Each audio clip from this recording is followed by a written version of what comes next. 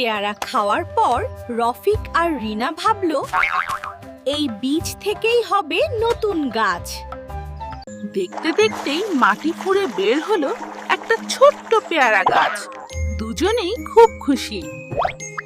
রফিক আর রিনা নিয়ম করে গাছটার যত্ন নেয়, পানি দেয়, আগলে রাখে।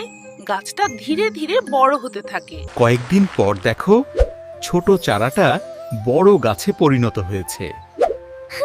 দেখো, গাছটা এখন বড় হয়ে গেছে আর পেয়ারাগুলো পেকে গেছে।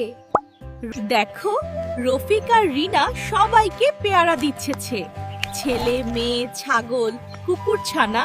আর রফিক আর রিনা পাকা পেয়ারা খাচ্ছে, আর ছাগল, কুকুরছানা আর পাখিও খাচ্ছে ছোট টুকরো।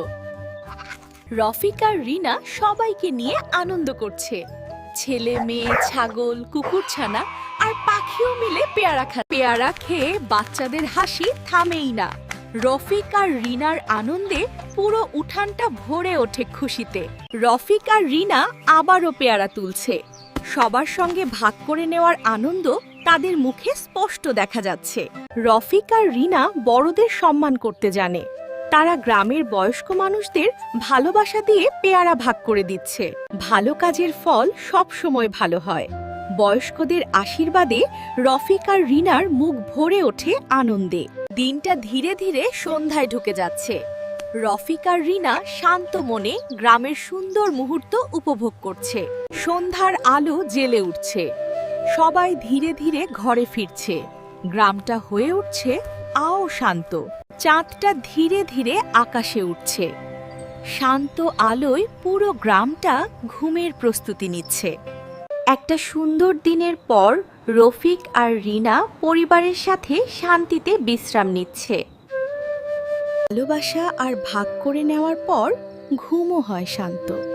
রফিক আর রিনা সুখের ঘুমে হারিয়ে যায়। দয়া আর ভাগ করে নেওয়ার মাঝেই আসল সুখ লুকিয়ে থাকে।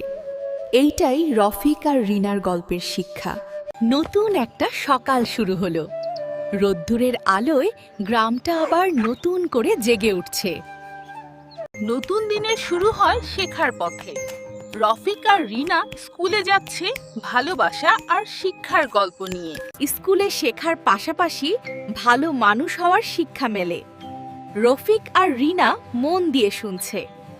শিক্ষক বলছেন, ভালোবাসা আর ভাগ করে নেওয়াই আমাদের ভালো মানুষ করে তোলে।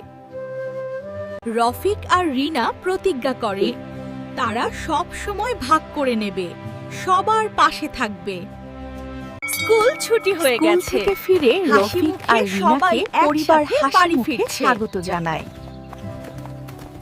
ভরেছিল ভালোবাসা আর সুন্দর স্মৃতিতে। এই সবই থেকে যাবে মনে। এই ছিল রফিক আর রিনার গল্প।